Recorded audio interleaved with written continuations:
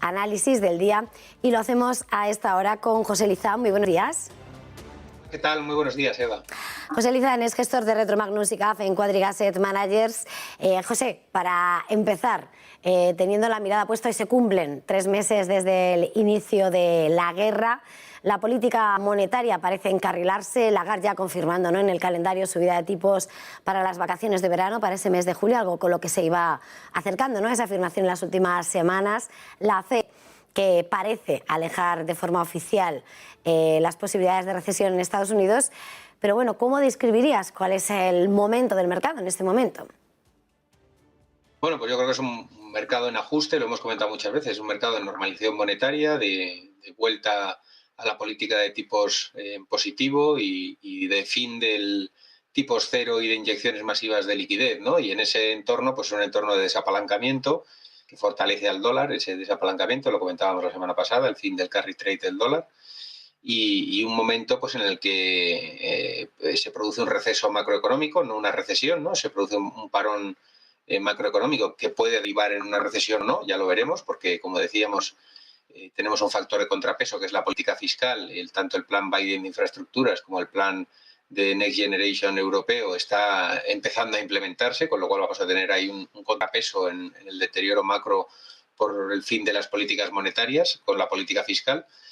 Y en ese entorno estamos, ¿no? En un entorno, además, que lo geopolítico está turbulento y que se ha unido todo el tema de COVID-0 en China, que está ralentizando todavía más el entorno macro a nivel global, y que en esta primavera-verano pues nos va a dar sustos, ¿no? Yo creo que ese es un poco el contexto en el que estamos.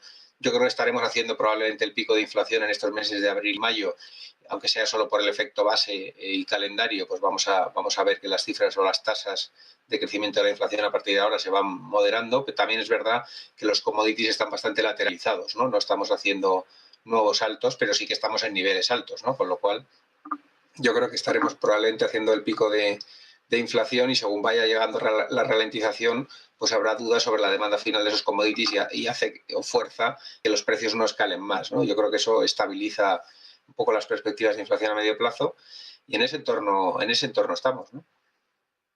José, ¿cómo en los próximos meses, en este trimestre, puede llegar ese susto por parte de China? Estamos viendo esta mañana UBS, JP Morgan, pero venimos de una serie de grandes gestoras internacionales que están rebajando la previsión de crecimiento, que aseguran que va a ser muy duro también el resultado de este segundo trimestre, y estamos viendo cómo China rebajaba los préstamos a 5 años, nuevo paquete de rebajas fiscales para tratar de impulsar su economía. Parece que saca la artillería pesada para tratar de conseguir un crecimiento económico que de momento se está resistiendo. Quería preguntarte de qué nivel de riesgo estamos hablando en medio de esa contracción de China, en medio de esas restricciones que vuelven a contaminar, a esas disrupciones a la cadena de suministro y por lo tanto su peso en el escenario global. Bueno, yo creo que es un riesgo muy elevado, ¿no? Al final es uno de los grandes motores de crecimiento de la última década a nivel mundial, ¿no? Una economía que ha estado creciendo por encima del 5% durante más de 10 años consecutivamente, y siendo un demandante pues entre el 30 y el 50% en muchas cosas a nivel mundial, ¿no? Lo hemos visto, por ejemplo, por poner un ejemplo reciente, los datos de Adidas. Se ha desplomado las ventas en China y la acción se ha desplomado, ¿no? En el lujo veíamos el otro día también alguna compañía como compañía financiera Richmond, que te estaba alertando de que los lockdowns en China pues están afectando a sus ventas. No sé, estamos viendo pues que es uno de los principales motores de consumo del mundo, y lógicamente tener Shanghái y Beijing con lockdowns pues no ayuda a que la buena marcha del consumo a nivel mundial esté bollante, ¿no? Yo creo que eso pues se suma a la ya situación de incertidumbre, y lógicamente son malas noticias. Evidentemente las autoridades chinas van a tratar de relanzar su economía una vez que pase estos lockdowns por la parte del COVID, y como es una economía planificada, pues tomarán una serie de medidas, tanto monetarias como fiscales, para intentar relanzarla e impulsarla, ¿no? Pero sí que es verdad que a día de hoy lo que tenemos es un gran parón en uno de los principales motores de crecimiento del mundo, y desde luego no son buenas noticias en el contexto en el que estábamos ya de enfriamiento, de ralentización, por todo el tema de políticas monetarias, ¿no? Y desde luego es un factor de incertidumbre extra que puede acelerar o anticipar la entrada en recesión a nivel mundial, ¿no? Y desde luego no es un factor baladí desde mi punto de vista.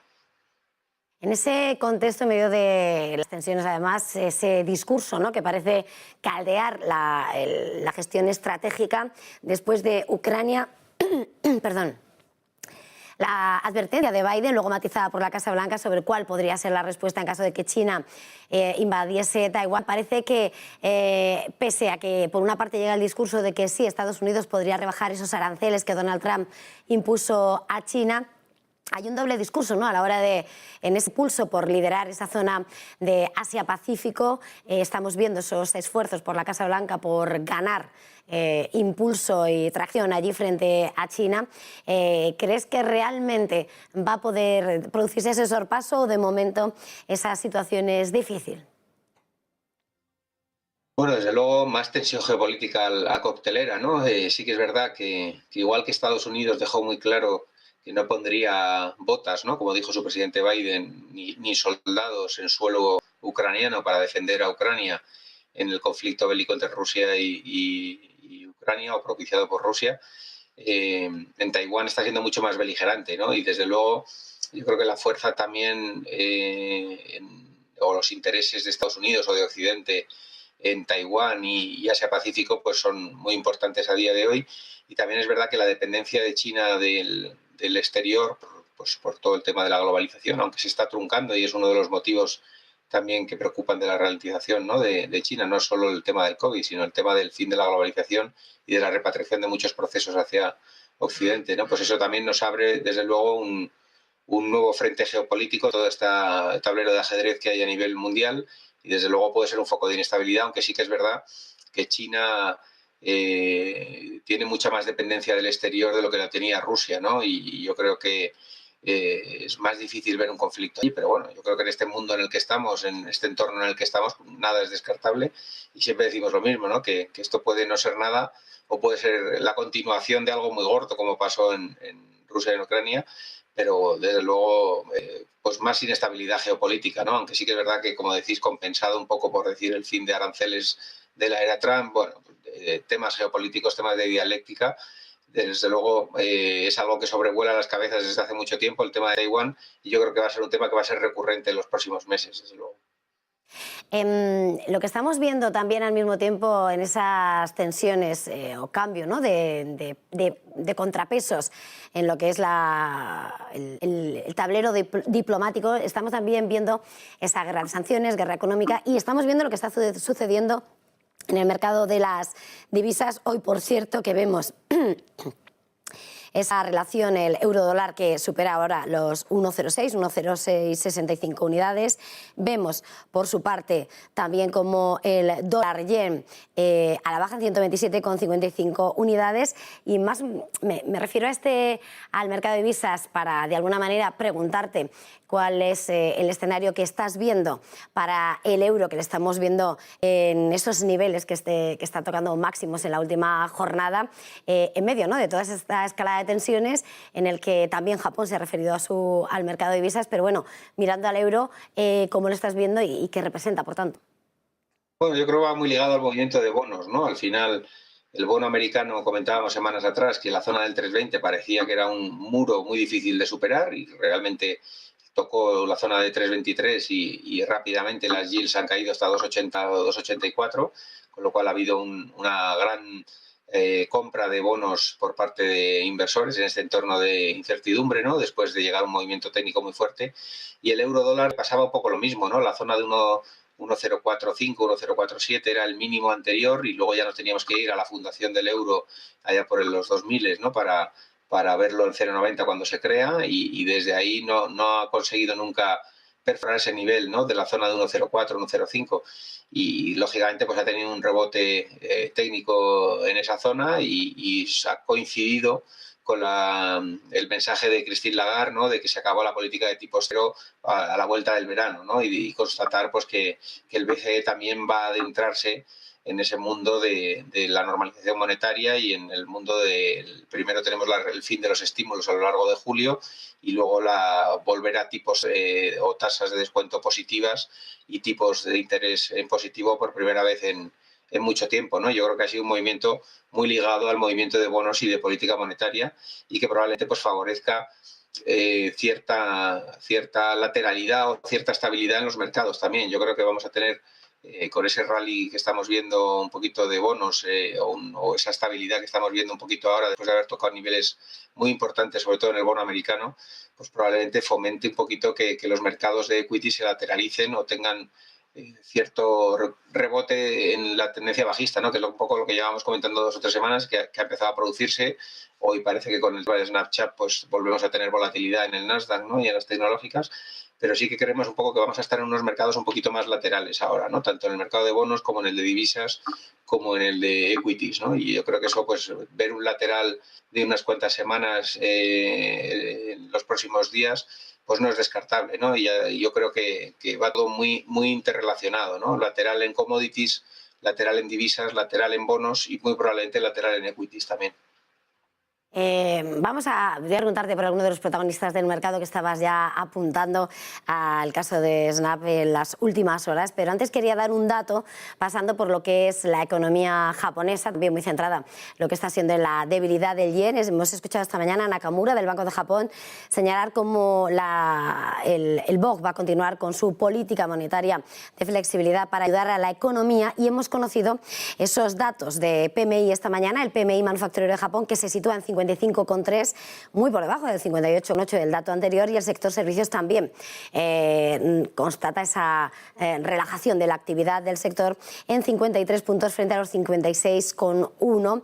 Ese temor que estamos viendo tomando el pulso a lo que son las economías, José, esa desaceleración económica que está chocando además con los niveles de inflación, que incluso Japón ya tiene inflación. Pues sí, y fue una economía que sufrió una hiperinflación brutal, ¿no? Y desde luego han estado 30 años pagando esa hiperinflación del pasado, y que el Banco de Japón siga contra el mercado, ¿no? Porque al final, si nos fijamos, todos los anglosajones, lo comentábamos semanas atrás, Banco de Australia, Banco de Canadá, Banco de Inglaterra, Reserva Federal, están todos ya en un proceso iniciado de subida de tipos.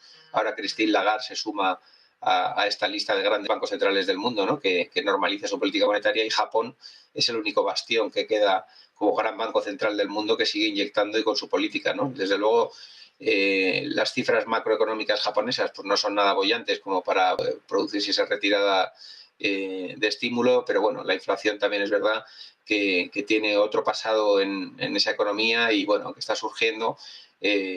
Parece que van a permitir correr un poco a la inflación antes de cambiar su discurso, ¿no? Y evidentemente eso va a afectar al yen y va a afectar a la bolsa japonesa, que está siendo uno de los grandes refugios, ¿no? Si nos fijamos, el Nikkei se ha lateralizado en todas estas turbulencias de mercados y se ha quedado entre los 26.000 y los 27.000, el Nikkei, perdón, y se ha estabilizado muchísimo como ancla o como refugio dentro de los mercados de equity en los últimos meses, ¿no? Y ahora ya quería ver algunos de los protagonistas de las últimas horas. Dos, por una parte, Siemens Gamesa, como se ha disparado un 6% tras confirmarse y ponerse sobre la mesa la OPA de Siemens Energy, y por otra parte Iberdrola marcando esos máximos que hemos visto en las últimas horas, batiendo al sector y renovando máximos de 12 meses. Quería preguntarte por ambos títulos y los sectores en concreto. Bueno, yo creo que las renovables están en un superciclo de capital, refiriéndonos a esto como que hay una inversión masiva, un apoyo de capitales y de gobiernos y de normativa a favor, porque es la solución a la descarbonización y a todo el tema de la menor dependencia de combustibles fósiles, y sobre todo en Europa, ¿no? Que lo veíamos el otro día, la semana pasada, la Comisión Europea lanzaba una serie de medidas con unos objetivos de fomentar y acelerar toda la instalación de megavatios, tanto solares como eólicos, y todo lo que son fuentes de energía renovable. Y Iberdrola pues es uno de los líderes mundiales, ¿no? Yo creo que no se nos escapa pues que está en un superciclo de inversión. Ese superciclo de inversión traerá mayores evitas y mayores beneficios a futuro, y la acción pues está recogiendo ese superciclo de inversión por parte del grupo, que, como digo, es uno de los líderes, ¿no? A nivel global. Además, se produce en un contexto en el que los precios de la energía se han disparado, con lo cual, aunque ha habido un encarecimiento de los costes de producción y ha habido retrasos en todo el tema de los materiales de construcción de estos huertos solares y de huertos eólicos, ¿no? Desde luego, los precios del pool y de los precios de la energía compensan más que la erosión en márgenes que ha habido por por ese encarecimiento de las materias primas y ese encarecimiento de los costes por megavatio para producirlos, ¿no? Yo creo que eso pues garantiza pues que sea uno de los sectores más fuertes en el año, y la inestabilidad política y geopolítica y todo lo crudo alto pues hace pues que el sectorial vaya a seguir. Yo creo que ir hacia los 12 euros y medio en Iberdrola no es para nada descartable, ¿no? Y el caso de Siemens Gamesa es un poco la otra cara de la moneda dentro del sector, ¿no? Al final los fabricantes durante 2021 han sufrido muchísimo tanto problemas de cadena de suministro como todo el encarecimiento de materias primas, porque no han sido capaces de trasladar el alza de materias primas y de insumos a sus clientes finales por los contratos que tenían. Ya eso parece que ha quedado atrás, y a partir de ahora todos los contratos se renegocian con políticas de precios más altas y con cláusulas más abiertas en cuanto al coste de producción de esos megavatios, pero hemos tenido una erosión en márgenes y una destrucción de valor para los accionistas. Todos los productores de suministros de renovables, ¿no? Muy alto, y en el caso de Siemens Gamesa se unen problemas industriales con el lanzamiento de su nuevo aerogenerador. Tuvieron grandes problemas de hacer rentable el negocio y de hacer un proceso industrial dentro de la compañía que les permitiera ganar contratos y generar márgenes altos para la compañía, ¿no? Entonces, ceso al CEO anterior, o sea, un montón de problemas internos, no solo por los externos, ¿no? de cadena de suministros, sino también problemas en el diseño industrial y en la eficiencia interna del grupo para lanzar ese gran generador que habían creado, que era muy potente, pero que no eran capaces de producirlo con rentabilidad y de ser eficientes en los procesos internos de fabricación, ¿no? Yo creo que esta OPA, que a muchos se les aparecerá bajo el precio porque se pagó 20 euros, por ejemplo, por el paquete que Iberdrola tenía en Siemens Gamesa, yo creo que es bastante adecuado para un entorno de mucha incertidumbre del sector de productores y sobre todo de la propia compañía Siemens Gamesa, que estaba en un momento generándole mucho ruido, yo creo, a Siemens Alemania, ¿no? Al final era el mayor accionista y estaba todo el rato en las noticias pues los problemas de una de sus participadas que lastraban, yo creo, a todo el grupo de energía, ¿no? Yo creo que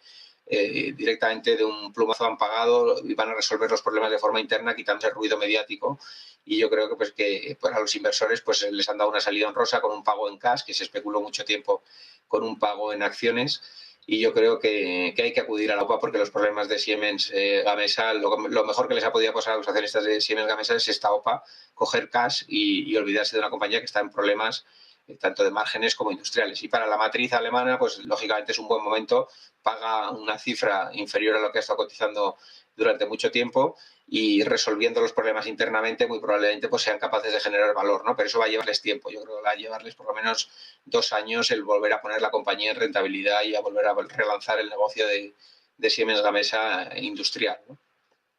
Muchísimas gracias por este tiempo de análisis, José Lizán, como suele ser habitual cada martes. Gracias por acompañarnos aquí en Negocios Televisión.